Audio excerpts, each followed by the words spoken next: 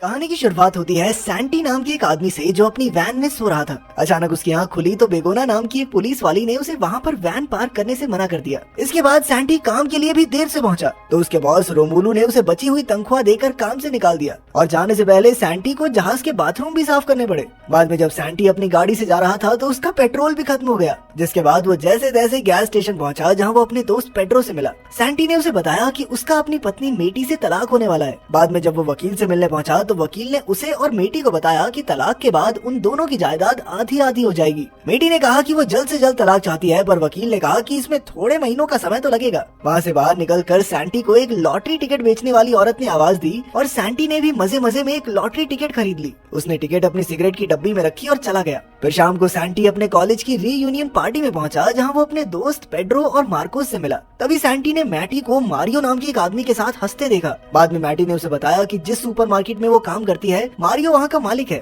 पर सैंटी को इससे काफी जलन हुई और वो अपने दोस्तों के पास चला गया। खैर बाद में सैंटी ने घर आकर सिगरेट्स का डब्बा फेंक दिया क्योंकि वो लॉटरी के बारे में बिल्कुल भूल गया था। अगली सुबह सैंटी रेडियो सुनते हुए नहा रहा था कि उसने लॉटरी की खबर सुनी। अचानक उसे टिकट के बारे में याद आया और वो दौड़कर कचरे में सिगरेट का डब्बा ढूंढने लगा। आखिरकार टिकट मिल गई और सैंटी खुशी से झूम उठा क्योंकि वो लॉटरी जीत चुका था। सैंटी ने तुरंत मैटी को फोन किया मगर उसने फोन नहीं उठाया। अब सैंटी मैटी से मिलने गया पर वहाँ उसने अपनी पत्नी को मारियो के साथ गुलू गुलू करते हुए देखा, मगर असल में मैटी ने मारियो को चूमने से इनकार कर दिया था। इसके बाद सैंटी बैंक से अपनी जीत के 25 मिलियन यूरोस निकलवाने गया पर जल्द ही घबराकर बाहर आ गया। तभी बैंक मैनेजर डेमियन उसके पीछे आया पर सैंटी अपनी गाड़ी में निकल गया। अचानक सैंटी ने मुड़कर देखा कि डेमियन तो गाड़ी में ही था। डेमियन ने उसे अपनी जीती हुई रकम को सही ढंग से इस्तेमाल करने की सलाह दी। फिर लंच करते हुए डेमियन ने सैंटी से पूछा कि हाँ भाई घर पे सब कैसा चल रहा है। तो सैंटी ने उसे बताया कि भाई मेरा तो तलाक होने वाला है। इस पर डेमियन ने कहा कि तलाक के बाद उसे जीत की आधी रकम मैटी को देनी होगी, इसीलिए उसने सैंटी को मैटी से ये बात छुपाने को कहा। सैंटी अपनी पत्नी से ये बात बिल्कुल नहीं छुपाना चाहता था, मगर बाद में जब उसने मैटी को फिर से मारियो के साथ देखा तो उसे बहुत गुस्सा आ गया।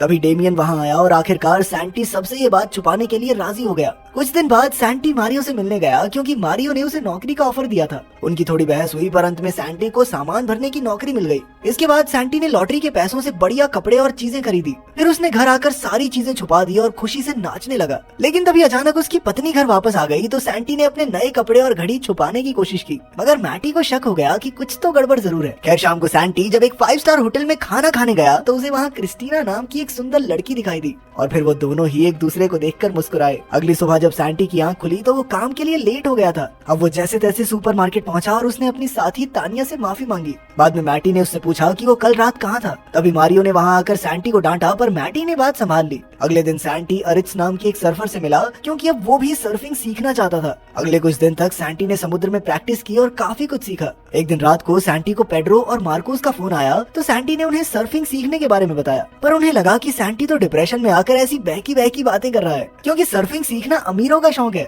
उन्होंने सैंटी को मिलने बुलाया पर सैंटी ने मना कर दिया, जिससे उन्हें काफी हैरानी हुई। खैर अगले दिन सैंटी डेमियन के साथ रोमुलू की शिप खरीदने पहुंचा। रोमुलू को तो यकीन ही नहीं हुआ कि जिस आदमी को मैंने कुछ दिन पहले काम से निकाला था वो ही मेरी शिप खरीद रहा है। खैर बदला लेने के लिए सैंटी ने वो शिप खरीद ली और रोमुलू से ही बाथरूम साफ करवाए। बाद में डेमियन और सैंटी आगे और चीजें खरीदने की तैयारी कर रहे थे कि अचानक उन्हें सामने से पेड्रो और मार्कोस आते दिखाई दिए। उन्हें सैंटी के नए कपड़े देखकर बड़ी हैरानी हुई, पर सैंटी ने झूठ कह दिया कि ये कपड़े तो उसकी नई नौकरी के लिए हैं। खैर फिर पेड्रो और मार्कोस ने उसे कहा कि आजकल वो उन्हें नजरअंदाज करने लगा है और वो वहाँ से नाराज होकर चले भी गए। इधर सैंटी और डेमियन बढ़िया खाना खाकर सैंटी के घर पहुंचे। जब सैंटी अंदर गया तो उसने देखा कि मैटी के माता पिता लॉरा और मिगेल डिनर के लिए आए हुए थे। सैंटी उनके साथ डिनर टेबल पर बैठ तो गया लेकिन खाना खाने में बहुत मुश्किल हो रही थी। लेकिन जल्द ही ज्यादा खाने की वजह से उसका पेट खराब हो गया और वो बाथरूम में भागा। तब लॉरा ने मैटी से उसकी शादीशुदा जिंदगी के बारे में पूछा तो मैटी ने झूठ कह दिया कि सब कुछ बढ़िया है। फिर जब सैंटी वापस आया तो मिगेल ने सैंटी की महंगी घड़ी देखी। सैंटी ने झूठ कह दिया कि ये नकली है, ये बहुत सस्ती है। तो मिगेल कहने लगा कि बेटा लग तो बढ़िया रही है, मेरे लिए भी ले आइयो एक।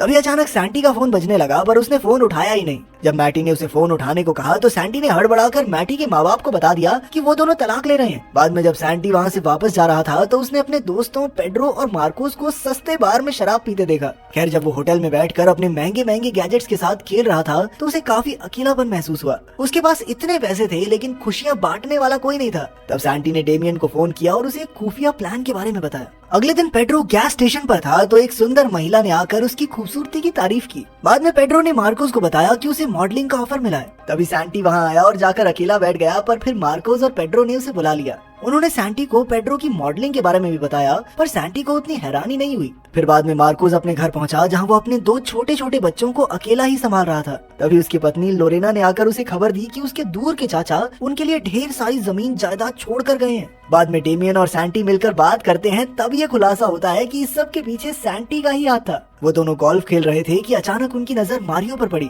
तब डेमियन ने सैंटी को बताया कि मारियो बस बैंक से लोन लेने का नाटक कर रहा है। असल में तो वो सुपरमार्केट को बेचना ही चाहता है, पर इससे सभी लोगों की नौकरियां चली जाएंगी, इसीलिए अच्छा बनने का नाटक कर रहा है कि मैं तो बहुत कोशिश कर रहा हूँ बचाने की। तभी मारियो ने सैंटी को देख लिया और वहाँ आकर उससे पूछा कि तू काम पे क्यों नहीं गया है। उधर सुपरमार्केट में तानिया ने मैटी से पूछा कि क्या सच में सुपरमार्केट बंद होने वाला है, पर मैटी ने कहा कि ये सब अफवाहें हैं। तब सैंटी ने मैटी को बताने की कोशिश की कि मारियो सच में सुपरमार्केट को बेचने वाला है, लेकिन तभी मारियो ने वहाँ आकर मैटी को बताया कि उसने सैंटी को आज गोल्फ खेलते देखा। इससे मैटी सैंटी पर गुस्सा हो गई कि वो घर में तो 2 रुपए भी नहीं देता और बाहर गोल्फ खेल रहा है। वाह, नवाबों वाले शौक है। जैसे ही सैंटी सुपरमार्केट से निकला तो मार्कोस और पेड्रो एक चमचमाती सुपर कार में आ पहुंचे। उन्होंने सैंटी को साथ लिया और मजे से ड्राइव पर निकल गए। ये देखकर सैंटी को अच्छा नहीं लगा, क्योंकि मार्कोस अपने परिवार की जरूरत पूरी करने की बजाय इन चीजों पर पैसे उड़ा रहा था। लेकिन फिर मार्कोस ने कहा कि तेरे बाप ने दिए क्या मुझे पैसे, मेरी मर्जी, मेरे पैसे, जो मर्जी करूंगा। आखिरकार सैंटी ने उन्हें बता दिया कि असल में ये गाड़ी उसी के पैसों से आई है, मगर उन दोनों ने उस पर यकीन ही नहीं किया। तभी अचानक मार्कोस से गाड़ी कंट्रोल नहीं हुई और वो सीधा पहाड़ी से नीचे जा गिरे।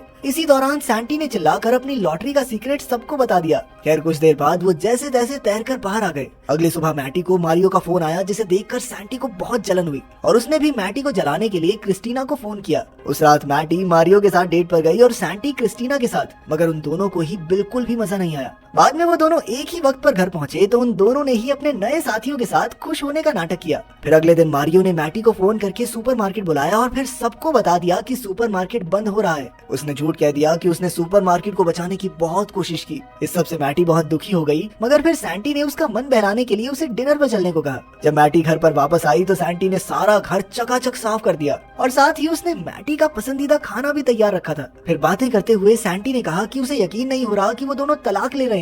ये सुनकर मैटी को भी एहसास हुआ कि उन दोनों से ही गलतियां हुई हैं। उन्होंने एक दूसरे से माफी मांगी और आखिरकार एक दूसरे को चूम लिया। इसके बाद सैंटी ने खुशी खुशी मैटी को लॉटरी के बारे में बताया तो मैटी को उस पर विश्वास ही नहीं हुआ। उसे लगा कि सैंटी मजाक कर रहा है, इसीलिए वो गुस्से में बाहर चली आई। पर तभी सैंटी ने उसे शेड में ले जाकर वो सभी महंगी चीजें दिखाई जो उसने खरीदी थी। तब मैटी ने उससे पूछा कि उसने ये बात अब तक छुपाई क्यों, पर सैंटी ने जैसे तैसे बात घुमाकर उसे मना लिया। इसके बाद सैंटी और मार्कोस पेड्रो का मॉडलिंग शो देखने गए, पर लोगों ने पेड्रो को बिल्कुल भी पसंद नहीं किया। इससे पेड्रो निराश हो गया और फिर मार्कोस और पेड्रो ने सैंटी पर उनकी जिंदगी खराब करने का इल्जाम लगाया। बेचारा सैंटी सोचता रह गया कि मैंने जिंदगी बर्बाद की, कैसे। अगले दिन सैंटी ने डेमियन को फोन करके उसका हिसाब किताब चुकता किया और फिर कभी ना मिलने का वादा किया। उधर मैटी की सहेली लोरेन ने उसे सैंटी पर केस करने को कहा ताकि उसकी लॉटरी के आधे पैसे मैटी को मिल जाएं। मगर तभी मैटी ने देखा कि सैंटी ने तो आधे पैसे खुद ही उसके बैंक अकाउंट में भेज दिए थे। तभी उसके पास तलाक के कागजात आ गए, लेकिन मैटी को एहसास हुआ कि वो अब भी सैंटी से प्यार करती है। साथ ही उसे फोन आया कि सुपरमार्केट फिर से खुल रहा है। मैटी वहाँ पहुंची तो तानिया ने उसे बताया कि किसी ने पूरा सुपरमार्केट खरीद लिया है, जिसका मतलब अब उनकी नौकरी नहीं जाएगी।